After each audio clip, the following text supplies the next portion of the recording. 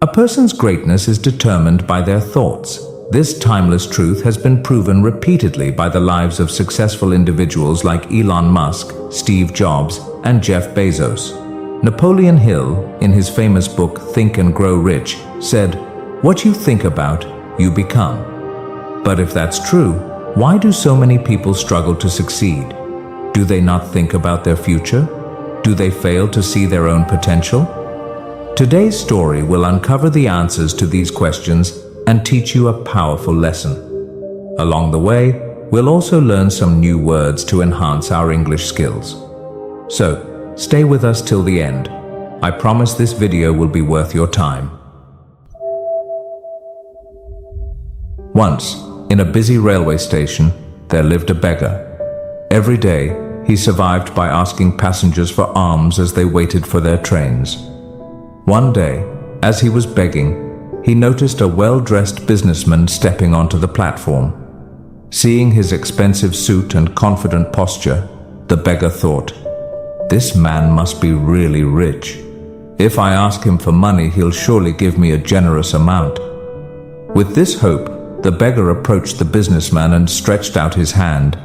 But instead of giving him money, the businessman looked at him and asked, "Do you always just take from others?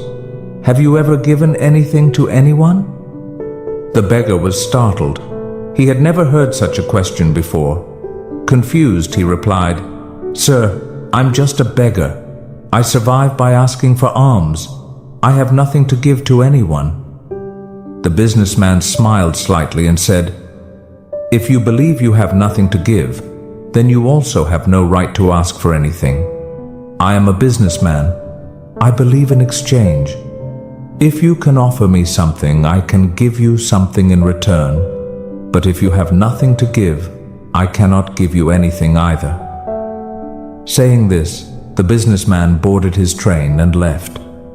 The beggar stood there, stunned. He kept replaying the businessman's words in his mind. "I have been begging for so long, but no one has ever said this to me before." He wasn't rude, but he spoke the truth. If I can't offer anything in return, then why should people give me anything? For the first time, the beggar realized that maybe this was why people never gave him much money, because he offered them nothing in return. That night he lay awake, deep in thought. "But what can I give? I am just a beggar. I have nothing." Yet the businessman's words kept echoing in his mind. "If you want to receive, you must first give." 2 days passed. The beggar didn't ask anyone for money. He was too busy thinking. On the third day, while sitting at the station, he noticed a patch of wildflowers blooming near the tracks.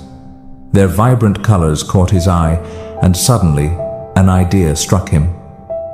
What if, instead of just taking, I offer something in return?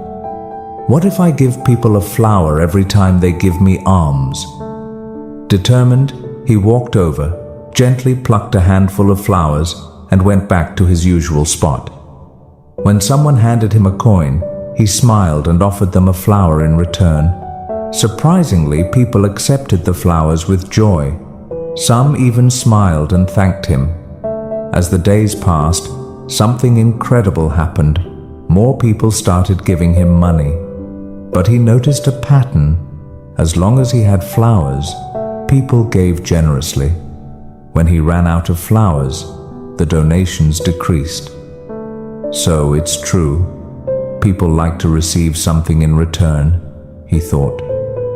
One day, as he was handing out flowers in exchange for alms, he spotted the businessman again, sitting in the train. Excited, he rushed over and said, "Sir, today I have something to give you. If you give me money, I will give you flowers in return."